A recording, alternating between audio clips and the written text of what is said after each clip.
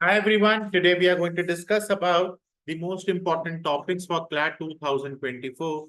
Though I am taking data from different websites, but I am not claiming that this is just video. This video is just only for education purpose and nothing more than that.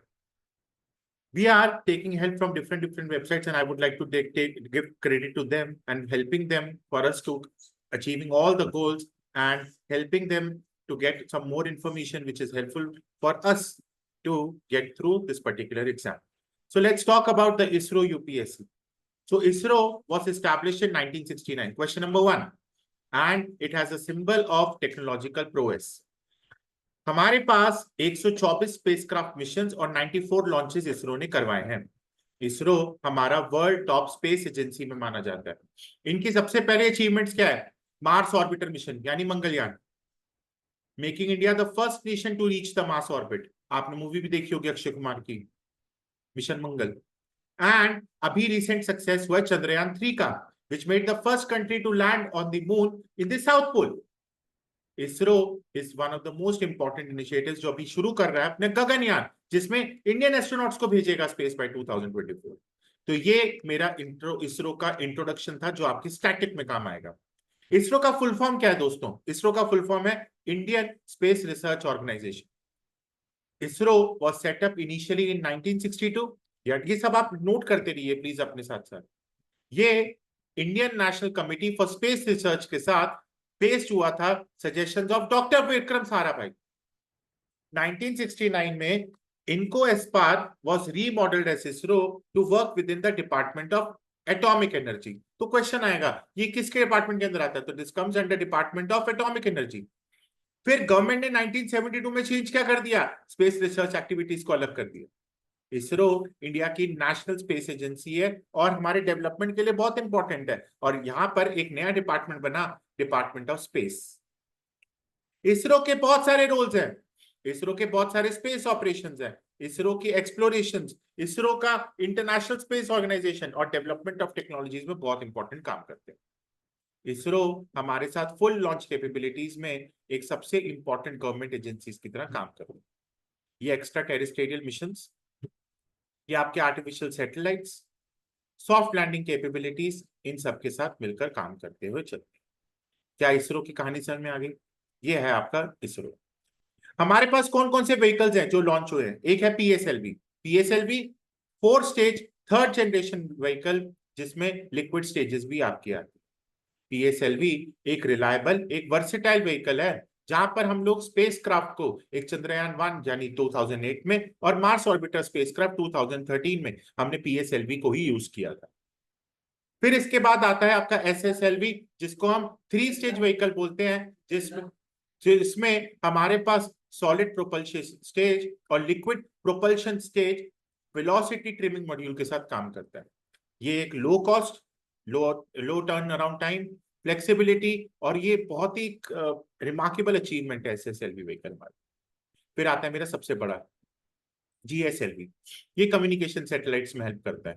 Jio, Vodafone, Airtel, ये जितने भी internet है ये सब इसको use करते हैं।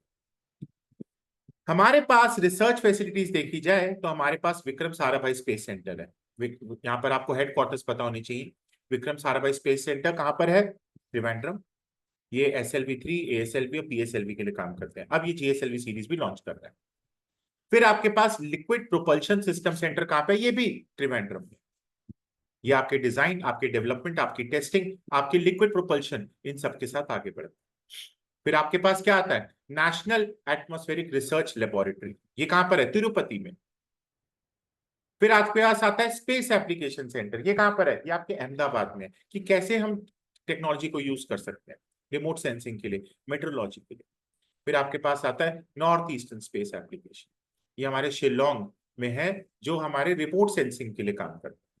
फिर आता है आपका फिजिकल लेबोरेटरी, ठीक है, आपकी infrared astronomy, geo cosmo physics, plasma physics, astrophysics. हमारे पास कुछ कंस्ट्रक्शन फैसिलिटीज भी है, जैसे यूआर राव सैटेलाइट सेंटर। ये इसका हेडक्वार्टर्स कहां पर है? Bengaluru. Satish Dhawan space centre, very important, Sriharikota. इसके ऊपर तो बहुत क्वेश्चंस बनते हैं। लेबोरेटरी ये कहां पर है? बेंगलुरु।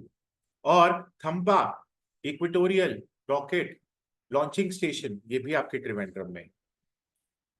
नेक्स्ट, हमने जो जो इंपॉर्टेंट मिशन करे हैं अभी तक, पहला मिशन आर्यभट्ट सैटेलाइट, ये 1975 में किया था। देखिए इससे ज्यादा हम क्लैट के लिए, इससे ज्यादा आपको जरूरत नहीं है याद करना, ये यूपीएससी का काम, ये हमारे एक्सरे, एरोनॉमिक्स, सोलर फिजिक्स को रीड करने के लिए काम किया था।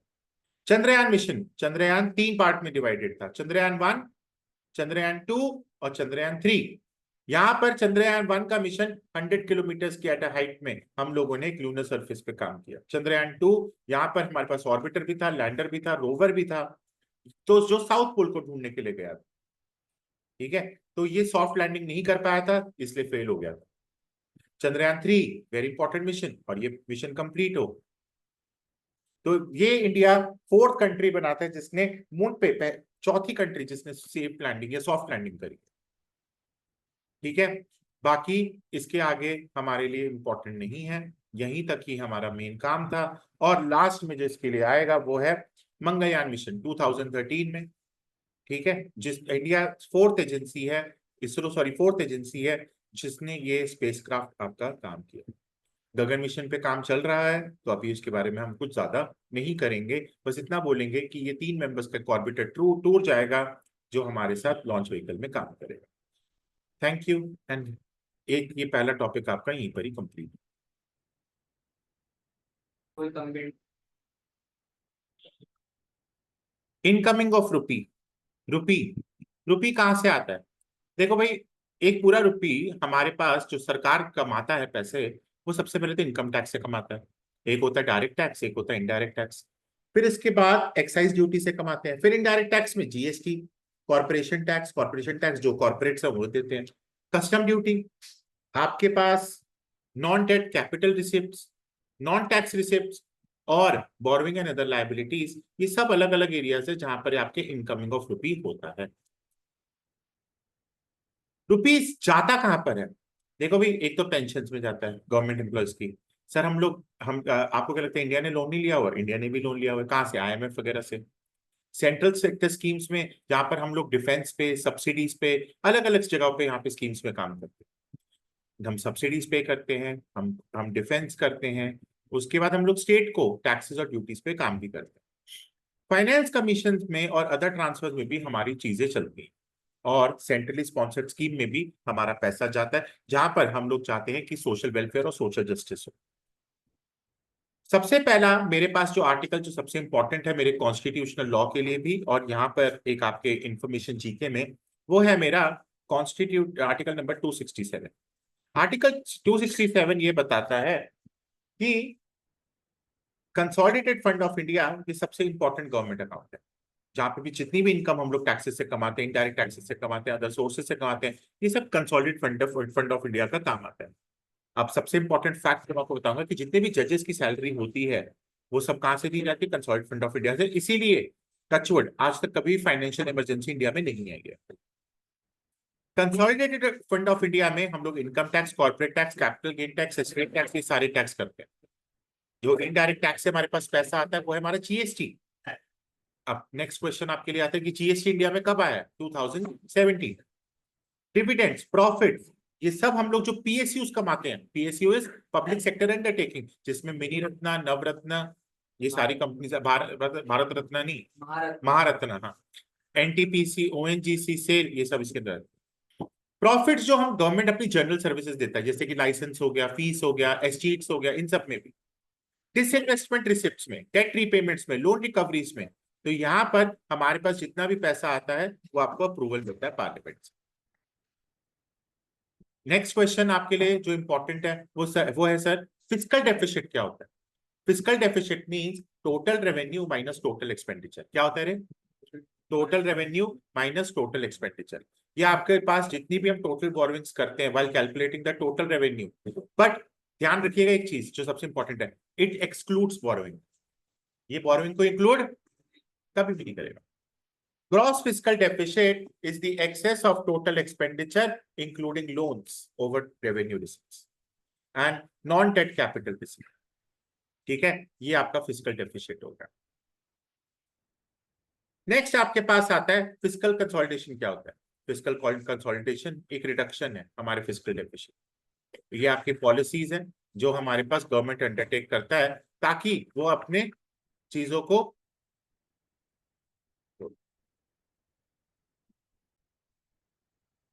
So now let's talk about the fiscal consolidation. It is the reduction in the fiscal deficit. आपको कोशिश करनी fiscal deficit को खत्म करना है। Fiscal consolidation होता क्या है? Policy is taken by the government to reduce their deficit. हमारे यहाँ पर फिजिकल रिस्पॉन्सिबिलिटी और बजट मैनेजमेंट बिल इंट्रोड्यूस हुआ था पार्लियामेंट में। कब? सन 2000 में। FRBM was passed in the year 2003। ये क्वेश्चन आ सकता है आपका। यहाँ पर आपका पार्लियामेंट कहता है कि we have set the target for the government to establish financial discipline, improve the management of public funds, strengthen the fiscal prudence and reduce its fiscal deficit. So हमारे यहाँ पर FRBM ने मैंडेटरी बनाया to place the following along with the union budget. तो FRBM act ने mandatory बोला है कि आपको अपने फिस्कल कंसोलिडेशन बताना है कि आप अपना पैसा कैसे कवर करोगे। तो बजट के नंबर्स ये रहे आपके। नंबर्स याद नहीं करने क्लैट में, नंबर्स याद नहीं करने क्लैट। हमारे पास बजट में एक सिंपल सी बात यह है कि फाइनेंस मिनिस्टर ने इंक्रीज कर दिया deduction from 50,000 to 75,000 for individual tax payers. उसके बाद she also tweak the income tax rates for various income slabs. जो बंदे अपने 10 लाख रुपए कमा रहे हैं विल सफर ओनली 10% टैक्स। Despite calls to go easy on fiscal consolidation and use the resources, government ने प्रोसेस को एक्सेलरेट करा एंड उसकी वजह से हमारा जो फिस्कल डेफिसिट है वो 4.9 हो गया। कम अच्छी बात है कि हमारा फिस्कल डेफिसिट कम हो गया। फिस्कल डेफिसिट वो कह रहे हैं कि नेक्स्ट बजट तक हम 4.5 तक लेंगे, तो मतलब हमारी और अच्छी कमाई होगी। इसका मतलब हम लोग जॉब्स पे फोकस कर रहे हैं, जॉब्स पे फोकस कर रहे हैं, मतलब हम लोग एजुकेट कर रहे हैं, हम लोग एम्प्लॉय कर रहे हैं, हम लोग स्किल्स में लेकर चल रहे हैं। The scheme not only drives the job creation but also ensures that it happens in the formal economy. हमारे पास हम स्किल्स के साथ साथ स्टेट गवर्नमेंट और इंडस्ट्रीज में काम करें। We are going to tackle the rural distress. यहाँ पर हम लोग एग्रीकल्चर और राइट सर्विसेज के साथ साथ आगे बढ़ रहे हैं। फार्मर्स को भी ध्यान रखना है। तो यहाँ पर it is planning to launch 109 new climate resistant variants. यहाँ पर फार्मर्स को एम्ब्रेस कर रहे हैं natural farming with proper institutional support. यहाँ पर हम मिशन बनाएंगे for pulses, for oil seeds, and जिसकी वजह से इंडिया सेल्फ सफिशिएंट हो जाएगा। और MSMEs के लिए हम लोग क्या कर रहे हैं? एक क्रेडिट गारंटी स्कीम्स दे रहे हैं जहां पर हम अच्छे खासे लोन्स देंगे ताकि लोग प्लांट एंड मशीनरी पे काम कर सकें और कुछ लोग तो अपने घर पर भी बना सकें। हम लोग कंज्यूमर्स के लिए क्या काम कर रहे हैं? मोबाइल फोन्स को सस्ता कर रहे हैं, गोल्ड को सस्ता कर रहे हैं, ठीक है, सिल्वर को सस्ता कर रहे हैं। Lithium ion batteries is also going to become cheaper ताकि इलेक्ट्रॉनिक कार्स पे काम हो सके। इन्वेस्टर्स के लिए हम लोग एक सिक्योरिटीज ट्रांजेक्शन टैक्स लेकर आ रहे हैं, ठीक है, और जिसकी वजह से हमारे पास जो भी स्टॉक मार्केट्स में जाना चाहते हैं वो आराम से जा सकते। तो इससे क्या होगा? हायर कैपिटल गेन होगा तो lesser return on the investment. तो यहाँ पर अभी भी हम स्टॉक मार्केट को ऐसा अट्रैक्टिव बनाने की कोशिश करें जिससे हम लोग आगे बढ़े। मेन काम हमारे साथ क्या है? फिस्कल सरप्लस करना है। Budget surplus is when the income exceeds expenditure. तो हमें क्या करना है? इनकम बढ़ानी है, फिस्कल डेफिसिट कम हो जी, फिस्कल सरप्लस हो। The opposite of surplus is deficit, जो होता है हमारी स्पेंडिंग को कम करना। नेक्स्ट टॉपिक हमारे पास आता है बजट के अंदर रेवेन्यू डेफिसिट क्या होता है। ये सब ना इकोनॉमिक्स का पार्ट है क्लास 12 का, तो जिन लोगों के पास इकोनॉमिक्स है तो उनको इतना प्रॉब्लम नहीं होगा। The excess of expenses over receipts on revenue account is called revenue deficit. Revenue expense minus revenue receipts. Revenue deficit is the difference between revenue deficit and grants also. हमारे पास जो revenue deficit है वो suggest किया था पहली बार Rangarajan committee ने। कौन सी कमेटी ने? ये आपके लिए 1 मार्क का क्वेश्चन। जिसमें बोला गया था कि हम लोग अपने मनी को डिडक्ट करें ताकि हम अपने कैपिटल एक्सपेंडिचर को भी आराम से करें। अब आपके लिए कुछ क्वेश्चंस आते हैं। आर्टिकल नंबर 112 क्या है? ये हमारी फाइनेंशियल स्टेटमेंट्स के बारे में बताता है। अगर बजट नहीं पास होता गवर्नमेंट में तो गवर्नमेंट को रिजाइन करना पड़ेगा। Indira Gandhi was the first woman to present the budget, while Nirmala Sitharaman became the first full-time women finance minister to present the budget. Morarji Desai ने सबसे ज्यादा अब तक बजट हमें दिया है। The budget used to publish only in English, but 1955-56 से हिंदी में भी आने लग गया और 2021 में तो फर्स्ट डिजिटल बजट आया। और सबसे बढ़िया बजट जो आज तक का है वो 1981 में आया। इसको हम इपोकल यानी हिस्टोरिकली सिग्निफिकेंट बजट भी बोलते हैं। उस टाइम के जो प्राइम मिनिस्टर थे उनका नाम था PV Narasimha Rao, finance minister was doctor Manmohan Singh. और what dream budget of India 1997-1998 में आता है, वो आता है अपने P चिदम्बरम ने किया। बजट के फैक्ट्स की बात करें तो यहाँ पर उन्होंने पर्सनल इनकम टैक्स को और कॉर्पोरेट टैक्स को लो कर दिया था। IT सेक्टर को भी बूस्ट मिल गया था। 2017 तक हमारे पास दो प्रकार के बजट होते थे। इस बार हमारे पास इंडियन बजट और सेपरेट रेलवे बजट भी आया। मोदी गवर्नमेंट ने 2017 में इन दोनों बजट को एक ही कर दिया, और जो डेट कर दी वो February 1 कर दी फ्रॉम March 1। अरुण जेटली पहले प्राइम फाइनेंस मिनिस्टर थे जिन्होंने मर्ज वाला बजट किया। Budget used to be printed at Rashtrapati Bhavan, पर यहाँ वहां पे लीक हो जाता। पर गवर्नमेंट ने अब क्या करा, अपनी प्रिंटिंग प्रेस जो मिंटो रोड पे है वहां पे शुरू कर दिया। निर्मला सीतारमन ने अपना made a significant shift in 2019 bye starting the customs of carrying budget documents in बही खाता, जो ट्रेडिशनल रेड क्लॉथ होता है। ये आप लेफ्ट हैंड साइड में फोटो देख सकते हैं। यहाँ पर this was termed as a shift from the British hangover. इसके बाद बजट का हलवा बहुत इंपॉर्टेंट है। So interim budget is similar to complete budget. One major difference is that it includes only projection for the limited period time rather than entire financial year. Interim budget सिर्फ थोड़े time के लिए होता है, पर final budget हमारा वो budget होता है जो हमारे लिए नॉर्मली इलेक्शंस के बाद हुआ है। ये फाइनल बजट जो है, पर इलेक्शन से पहले इंटरिम बजट था। So vote on account article 116 क्या कहता है? ये कहता है allocation of the government from consolidated fund of India. ये कहता है allocation to the government for addressing immediate expenditures. आपके बजट पास हो या ना हो, पर हमारे पास जो कंसोलिडेटेड फंड ऑफ इंडिया में पैसा है वो आर्टिकल 116 के थ्रू यूज कर सकते हैं। गवर्नमेंट का जितना भी consolidated fund of India they contains all the revenue. तो फंड जो है यूज करा जा सकता है, जो भी हमारा रेवेन्यू है, हमारे रेवेन्यू रिसिप्ट पे करने के। नेक्स्ट आपके पास आता है एप्रोप्रिएशन बिल। क्या होता है? ये लोकसभा में शुरू हुआ था after discussion on budget proposals.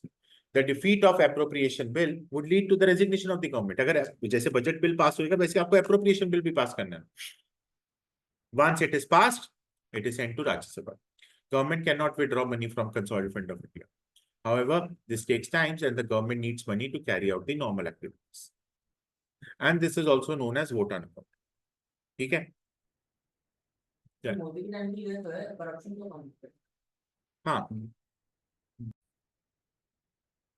So this article is based on the news that कि इंडिया ने अपना 4 नेशन यूरोपियन ट्रेड के साथ मिलकर 10 लाख जॉब्स और $100 मिलियन की 15 साल की डील करी है। इंडिया और 4 nation European free trade association हुआ है आइसलैंड, लिechtenstein, नॉर्वे और स्विट्जरलैंड के साथ। ये चारों की चारों यूरोपियन यूनियन की कंट्रीज हैं, और इन्होंने साइन करा है trade and economic partnership agreement. तो टीपा नाम से एक आपका करंट अफेयर्स में क्वेश्चन आएगा। इंडिया और EFTA ट्रेड और इकोनॉमिक पार्टनरशिप एग्रीमेंट हमारे पास शुरू हुआ था सन 2008 में। कब शुरू हुआ था जी? सन 2008 में, जिसमें 13 राउंड ऑफ टॉक्स हमारे साथ हुए थे। After a hitters negotiation resume हुई थी अक्टूबर 2023 में, और अब ये कंक्लूड कर ली गई स्विफ्टली। टेपा सबसे इंपॉर्टेंट डील है क्योंकि हमारी अब ये भी ऑस्ट्रेलिया और मॉरिशस और यूएई के साथ भी हुई है।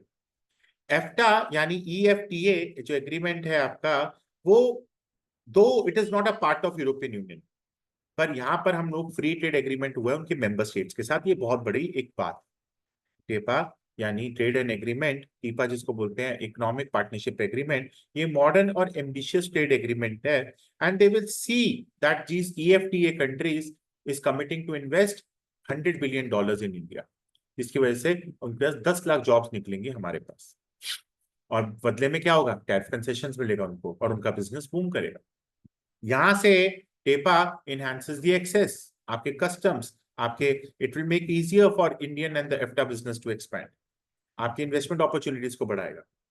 टेपा की अगर बात करते हैं तो क्या क्या कवर करता है? Trade, origin, intellectual property rights, जिसके बारे में मुझे आपको नेक्स्ट क्लास में ही मैं पूरा का पूरा आपका वीडियो बनाऊंगा, पर 26 तारीख को, मतलब इस वीकेंड पे अंदर। आपकी सर्विसेज, आपकी इन्वेस्टमेंट प्रमोशन, आपकी गवर्नमेंट प्रोक्योरमेंट, आपकी टेक्निकल ट्रेड बैरियर्स और आपके ट्रेड फैसिलिटेशंस में भी काम करेगा। यहाँ पर इन्वेस्टमेंट फंड की बात करें, it would largely come from provident funds in EFTA countries. These includes Norway, these includes Norway का 1.6 ट्रिलियन सोवरेन बॉन्ड्स, जिसमें वर्ल्ड लार्जेस्ट पेंशन फंड है जिसका रिकॉर्ड प्रॉफिट 213 बिलियन है। तो इतना बड़ा पैसा यहां से आएगा हमारे पास, जो हमारी टेक्नोलॉजी स्टॉक्स में भी काम करेगा। It is not legally binding, ठीक है। इफ्टा आपके पेंशन वेल्थ और वेल्थ फंड के साथ भी एक अच्छा काम भी कर रहा है। First free trade agreement, India is signing first free trade agreement with 4 developed Nations. पहली बार हुआ ऐसा, और यूरोप में हो रहा है। यहाँ पर इंडिया ने पहले करने की कोशिश करी थी नेगोशिएशंस, बट 2013 में अबंडन हो गया क्योंकि दो पार्टनर्स में कुछ ना कुछ डिफरेंसेस हो गए। फ्री ट्रेड एग्रीमेंट होता क्या है, पहले मैं आपको बता दूं। फ्री ट्रेड एग्रीमेंट एक एग्रीमेंट है जो दो और मोर कंट्रीज होते हैं ताकि वो रिमूव कर दे अपने ट्रेड बैरियर्स, और कोई टैक्सेशन नहीं होगा और चीजें बढ़ेंगी। इंडिया ने रिजेक्ट कर दिया था फोर नेशंस डिमांड पहले, ठीक है, जिसमें हम लोगों ने they would make it difficult for the drugs company to produce of the patient of patent drugs. तो हमारे पास उन्होंने पहले बहुत सारी चीजों में बंदिशें लगाई थी, पर अब वो खत्म होती जा रही है। India and EFTA also agreed to keep sensitive farm products and gold imports out of the pact. Sectors such as dairy, soya, coal, and sensitivity related to PLI, यानी pharma, medical devices and processed food are kept in the exclusion list. तो इन सबको तो हटा दिया, ये सब इस provision के अंदर नहीं आते हैं। इंडिया ने इन्वेस्टमेंट कमिटमेंट क्यों करी है? टू ओवरकम इंस्टेबिलिटी, ठीक है। हमारे पास जियो पॉलिटिकल शिफ्ट में बहुत ज्यादा प्रॉब्लम हो रहा है, हम लोग चाइना पे हर चीज में डिपेंडेंट नहीं होना चाहते। इंडिया के इंपोर्ट्स केमिकल प्रोडक्ट्स के साथ हैं चाइना से, जो and India imported 3.4 billion worth of medical China से। तो this this deal will help in diversifying imports, हम नहीं करना चाहते इंपोर्ट्स चाइना से। और दूसरी सबसे अच्छी बात क्या है, India is also seen as a top contender by global investors. Vietnam भी, ये भी, दोनों के दोनों बहुत इंपॉर्टेंट कंटेंडर्स हैं। और north American nations like Mexico are also emerging as the favourable important destinations. So कहीं ना कहीं ये एक ऐसी अपॉर्चुनिटी है जो हम मिस नहीं करना चाहते। आपकी ट्रेड में हेल्प करेगा, आपके ट्रेड डेफिसिट को कम करेगा। ट्रेड डेफिसिट के साथ अपने में पीछे पड़ा भी है, फिजिकल डेफिसिट को कम करेगा। इंडिया ग्रोथ में बनाएगा, $100 मिलियन जो हम चाह रहे हैं वो बनेगा हमारा। हमारे इंडिया और स्विस के रिलेशंस भी अच्छे हो जाएंगे। समझ में आई? एफ्टा है क्या? एफ्टा के बारे में लिख लीजिए, establish in 1960 by Stockholm convention. Member countries कौन है? ICILNS, यानी Iceland, Liechtenstein, Norway and Switzerland. With a population of 13 million and combined GDP of more than 1 trillion, EFTA nations are the world's 9th merchandise trader. यहाँ पर इनका main काम क्या है? Promotion करना, किसके लिए? फ्री ट्रेड के लिए। हेडक्वार्टर्स जेनीवा, ठीक है। और ये आपके बिल्कुल यूरोपियन यूनियन के पैरेलल काम करे, कल को यूरोपियन यूनियन में कुछ प्रॉब्लम आ जाए तो एफ्टा बैठा हुआ है। ये सारी कंट्रीज आपकी शेनिगन एग्रीमेंट का ज्वाइन कर रही है। शेनिगन एग्रीमेंट यानी सबका वीजा एक ही है। मेन टास्क क्या है इसका? आपके इकोनॉमिक रिलेशंस में हेल्प करेगा, आपके एग्रीमेंट्स में हेल्प करेगा, यूरोपियन इकोनॉमिक एरिया में हेल्प करेगा। India is the fifth largest trading partner after EU, US, Britain with the two way trade. FDI भी अच्छी खासी इंडिया की बढ़ गई है अभी रिसेंटली, इसकी वजह से तुम्हारी स्टॉक मार्केट भी बढ़ रही है। इंडिया के एक्सपोर्ट्स भी अब थोड़े से बढ़े हैं, केमिकल में एक्सपोर्ट्स हो रहे हैं, आयरन स्टील में एक्सपोर्ट हो रहे हैं। अरे भाई, हमने गोल्ड भी एक्सपोर्ट करने शुरू कर दिए हैं। India's imports was more than $20 billion. की imports gold, silver, pharmaceutical, vegetable oil, ये भी आएंगे हमारे से।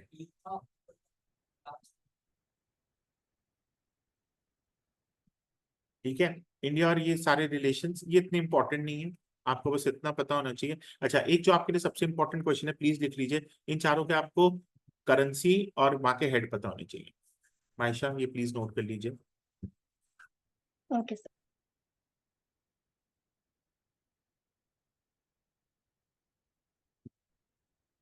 नेक्स्ट, ये आपके बस ये है सिग्निफिकेंस क्या क्या पेपर पे, ये तो आप लिख सकते हैं तो, नहीं ये इससे ज्यादा नहीं।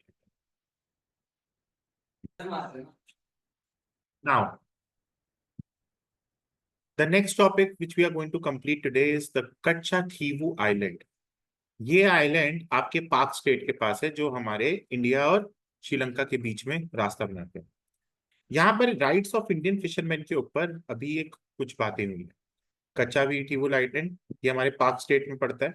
It lies north east of Rameswaram. Rameswaram is the south southern most point in India. वैसे तो हमारा कन्याकुमारी, इंदिरा पॉइंट बोलते हैं उसको, पर वो अंडमान निकोबार में आता है।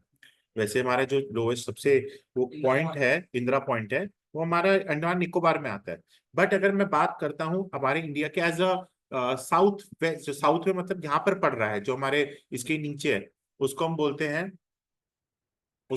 हैं, हमारे Rameswaram. Yes, it lies in the south west of Jaffna, पूरा पानी। ये नॉर्दर्न टिप ऑफ श्रीलंका में है। डेल्फ्ट आइलैंड में। यहाँ पर एक सेंट एंथनी चर्च है। तो ओनली स्ट्रक्चर यहीं पर अब तक जो बना है।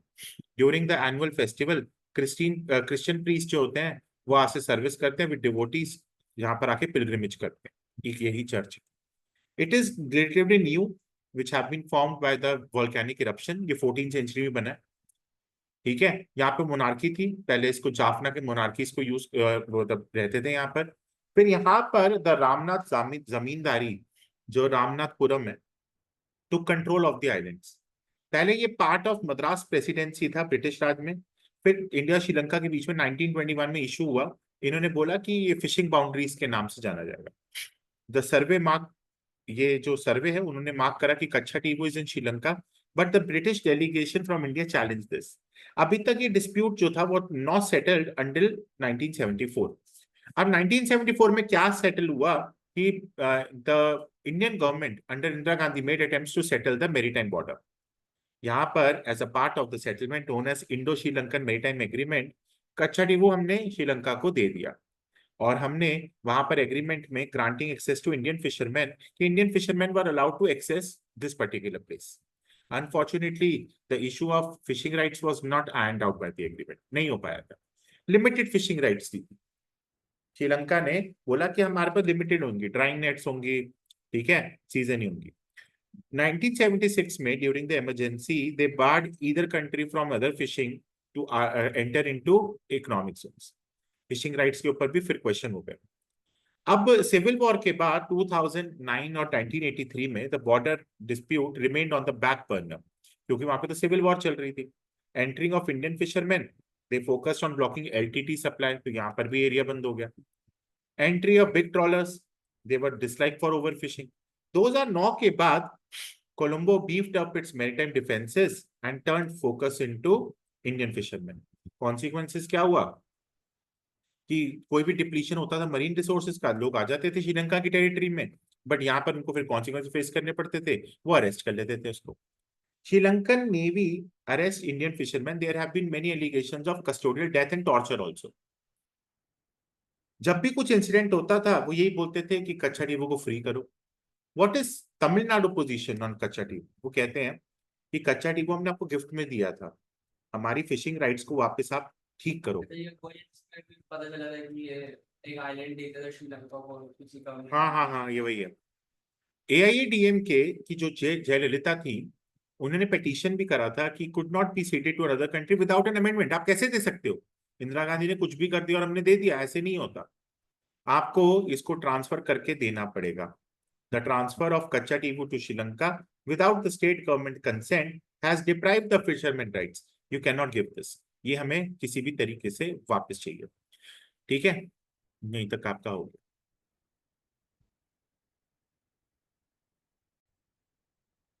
तो सोनम वांगचुक ने एक 21 डे हंगर स्ट्राइक करी ताकि लद्दाख को वापस स्टेटहुड मिले, और 6 शेड्यूल। देखो, अगर मैं आपको बताता हूँ अगर हम लद्दाख के बारे में, तो लद्दाख की कॉम्प्लिकेटेड हिस्ट्री है। नमग्याल डायनेस्टी होती थी जो यहाँ पे रूल करती थी। इन 1834 it failed under Dogra rule, ठीक है। पार्ट ऑफ इंडिया ये बने पोस्ट 1947 एंड लद्दाख ने ज्वाइन करा with in Jammu and Kashmir. Ladakh का प्रोटेस्ट ये है कि हमारा कल्चरल डिफरेंस है कश्मीर से।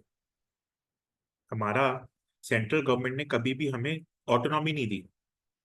1951 और 55 के बजट में तो हमें तो 1 रुपया नहीं मिला, पर हमारे यहाँ पर 5 to 6 time less than JNK per capita funding है। हमारे पास सबसे बड़ी प्रॉब्लम ये है कि हमें आप हमेशा से इग्नोर करते हो। हमें यूटी स्टेटस दे दिया आपने। आपने लेह और कारगिल को अलग किया था 1979 में, और ये आपकी पॉलिटिकल स्ट्रैटेजी थी। 1989 में आपने रिजर्वेशंस दी हमें, बट तब भी हमारे पास काउंसिल्स फॉर्म करे, बट काम नहीं करा। लद्दाख कहते हैं हमें यूटी स्टेटस नहीं चाहिए। 2019 लद्दाख एक सेपरेट यूटी बन गया। हम कहते हैं हमारी बात हुई थी स्टेट की, आप हमें यूटी कैसे दे रहे हो? Buddhist in Leh celebrated the change, Muslims in Kargil protested the distance, ठीक है। भाई सबसे बड़ी प्रॉब्लम है कि एक तो आर्टिकल 370 भी चला गया, वो कह रहे हैं हमारा आर्टिकल 35A का हो गया, जिसकी वजह से लद्दाखीज और ज्यादा प्रॉब्लम हो गया। ऊपर से आपने हमें यूटी स्टेटस दे दिया। कहता है प्रॉब्लम ये है कि आपने एक तो डेवलपमेंट नहीं करा, और ऊपर से अब क्या हो रहा है, डेमोग्राफिक में लोग आते जा रहे हैं, आते जा रहे हैं, आते जा रहे हैं, घूमते जा रहे हैं, वहीं पे सेटल हो रहे हैं। गवर्नेंस ही नहीं है यहाँ पर। सोनम वांगचुक क्यों प्रोटेस्ट कर रहे हैं? यहाँ पर कारगिल डेमोक्रेटिक अलायंस और ले एपेक्स बॉडी का यूनिटी हुआ है। यहाँ पर वो कहते हैं कि हमें आप 6 शेड्यूल के अंदर लेकर चलें। Protest persisted despite harsh winters. उसके बाद हमारे पास सबसे इंपॉर्टेंट, हेलो, हाँ 3:30 लिख, पहले कंफर्म कर लेते हैं उससे। आज थोड़ी ना है, कल है। नहीं कल है, फ्राइडे सैटरडे संडे। एक बार कंफर्म कर ले, एक बार कंफर्म कर ले सर। सोनम वांगचुक ने हंगर स्ट्राइक, जिसकी वजह से आपका टेंशन ड्रॉ होता है। अगर मैं आपसे गवर्नमेंट की स्टैंड की बात करूं, ये फोकस ऑन मिलिट्री इंफ्रास्ट्रक्चर, ये आपके कॉर्पोरेट इन्वेस्टमेंट्स में भी काम करते हैं। यहाँ पर they are reluctant, hello hello, they also fear the loss of control over their destiny. This is development कि हमें हमारा हेरिटेज के साथ साथ चीजों को भी हम लोग साथ में लेकर चले। ठीक है, तो ये हंगर स्ट्राइक बहुत इंपॉर्टेंट रीजनल गवर्नेंस को इशू को देखते हुए चलता है। नेक्स्ट आता है मेरे पास supreme court verdict on electoral bonds की।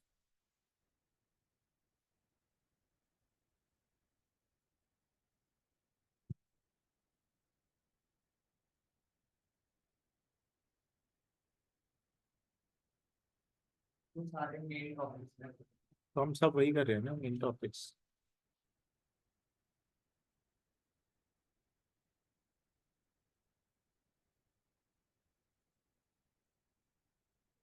इलेक्टरल बॉन्ड्स की सुप्रीम कोर्ट ने रिसेंटली इसी साल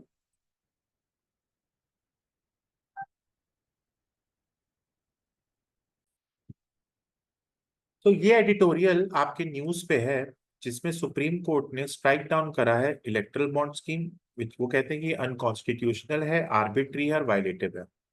सुप्रीम कोर्ट ने स्ट्रक डाउन करा है electoral bond scheme, asserting that कि ये जो स्कीम है ये वायलेट करता है मेरा right to information. Electoral bond schemes का बैकग्राउंड चेक कर लेते हैं। 2017 में बजट की स्पीच आती है, and that was notified by the government in 2018। ये कहते हैं कि it is an interest free bearer instrument that would be used to donate money. कहते हैं आपको इंटरेस्ट तो नहीं मिलेगा, बट आप जितना मर्जी चाहे डोनेट कर सकते हो। भाई, इलेक्ट्रल बॉन्ड्स जैसे ही क्वेश्चन आए थे, क्वेश्चन रेज हो गया था कि क्या हो रहा है। In the past 6 years 6 chief justice took office and twice refuse to stay the legislation. कुछ भी नहीं कर पा रहे। इलेक्ट्रल बॉन्ड की स्कीम एक इंस्ट्रूमेंट है जहां पर एक प्रोमिसरी नोट कहते हैं, which can be purchase by any individual, company और association, provided the person is a body of India और इनकॉर्पोरेटेड और एस्टैब्लिश इन इंडिया। यहाँ पर हो क्या रहा था कि आपके पास पैसा आता था, आप जैसे फॉर एग्जाम्पल आपने 1,000 रुपये डाले, आपको 1,000 रुपये जो है आपको इसमें स्कीम में आप डाल दीजिए, आपके डोनेशन के फॉर्म में इसको हम रख लेंगे, पर इसमें आपको कोई इंटरेस्ट नहीं देंगे। ये फाइनेंस एक्ट 2017 में हुआ था। इसमें आपके आरबीआई एक्ट, इनकम टैक्स और आरपीए यानी रिप्रेजेंटेशन ऑफ पीपल एक्ट को इंट्रोड्यूस करके करे थे। इसका फायदा क्या हुआ भैया? 1,000 रुपए का था, 10,000 का था, 1 लाख का था, 10 लाख का था, 1 करोड़ का था, और स्टेट बैंक ऑफ इंडिया ही था जो इसको बेचता था। डोनर का नाम कभी नहीं लिखा जाता, सिर्फ बैंक को पता होता। Donor can buy and donate the bonds to the political party which can encash the bond. There is no limit on the number of bonds, जितने मर्जी चाहे आप बॉन्ड्स खरीद सकते हो। If the party has encash any bonds, SBI deposit into PM relief fund. तो कल को अगर नहीं हुआ तो ये रिलीफ फंड में चला जाएगा।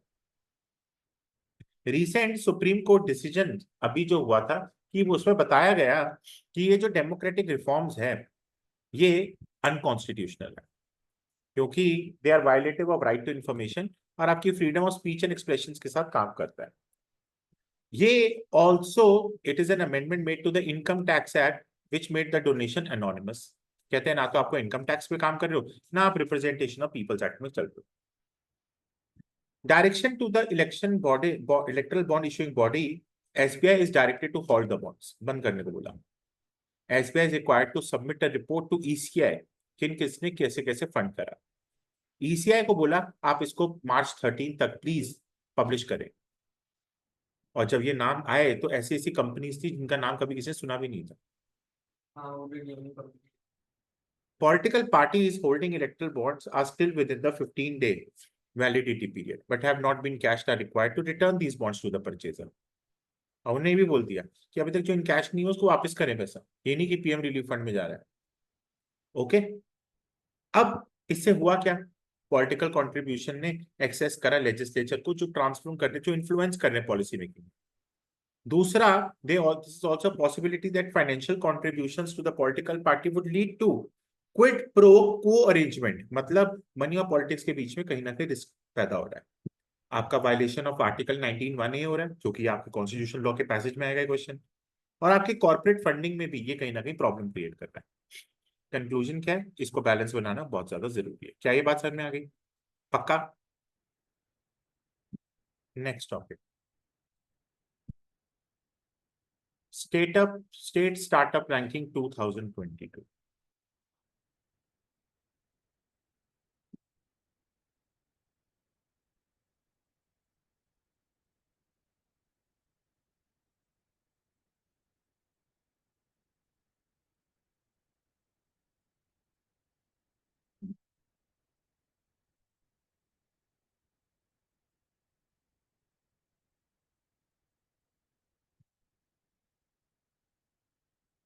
ये क्वेश्चन आपका आ सकता है, which state is the best performing state?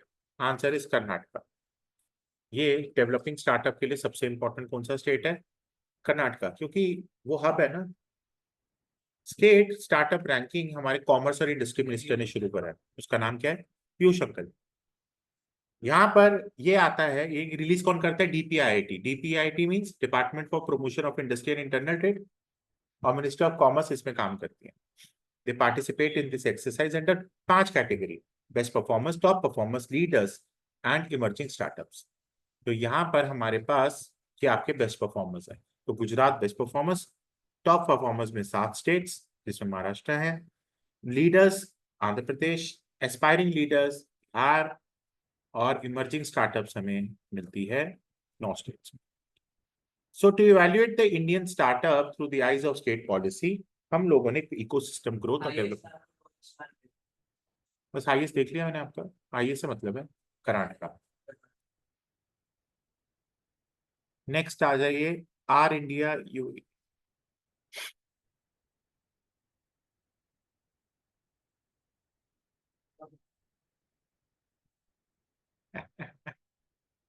कितना कुछ है भाई, कितना कुछ है, परेशान से ही हो गए।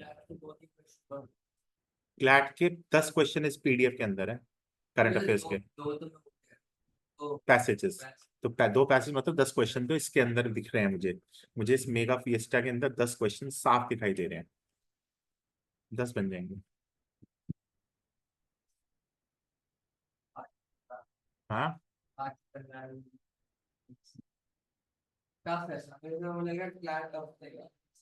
इस बार तो बहुत टफ होगा।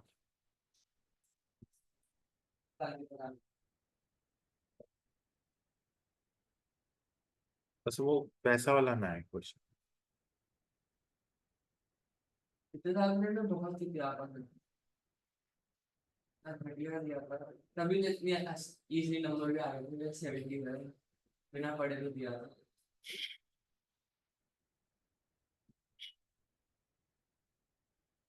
पीएम मोदी ने वाइब्रेंट गुजरात समिट 2024 में ये बोला कि इंडिया यूएई के रिलेशंस बहुत स्ट्रॉन्गर है। यहाँ पर इंडिया यूएई के प्रेसिडेंट शेख मोहम्मद बिन जायद, जिनको हमने चीफ गेस्ट के फॉर्म में बुलाया था।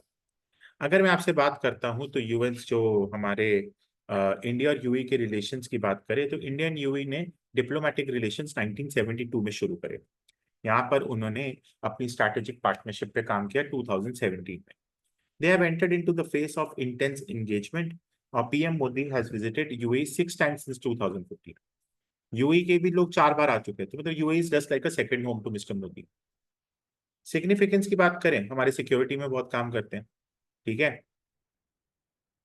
पायरेसी को बचाने में हेल्प करते हैं नेवल्स में, एनर्जी में तो बहुत ज्यादा हेल्प करते हैं, जियो पॉलिटिकल सिग्निफिकेंस बहुत है।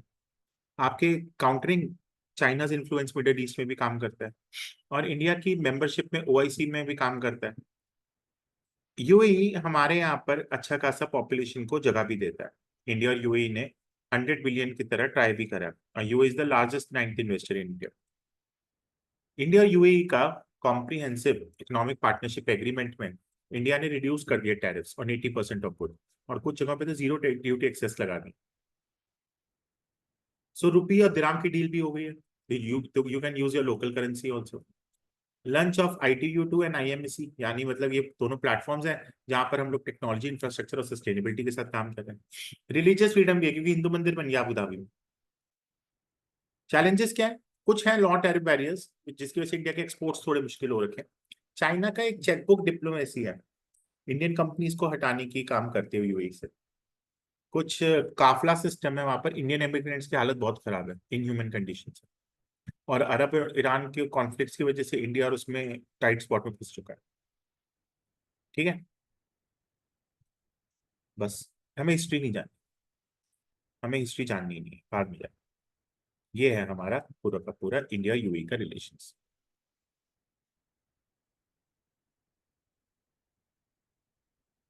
ये हमें नहीं करना। ओके, आपकी बेटी देखो भाई बोलती ये दीदी को शादी में आना पड़ेगा, इस पर आज में इस गाने पे मेरे बारे में बेटा मुझे पता है भाई, मेरे शादी में तो हम घर पे कुछ सोच रहे। खूब शादियां मेरे साथ बहुत करनी लगी। एक थोड़ी अमीर अमीर है, एक अमीर है वो, मतलब पूरी पार्ट नहीं है, एक बात नहीं है। जब पति वती वो कोई गाँव में रहती है, बहुत बड़ी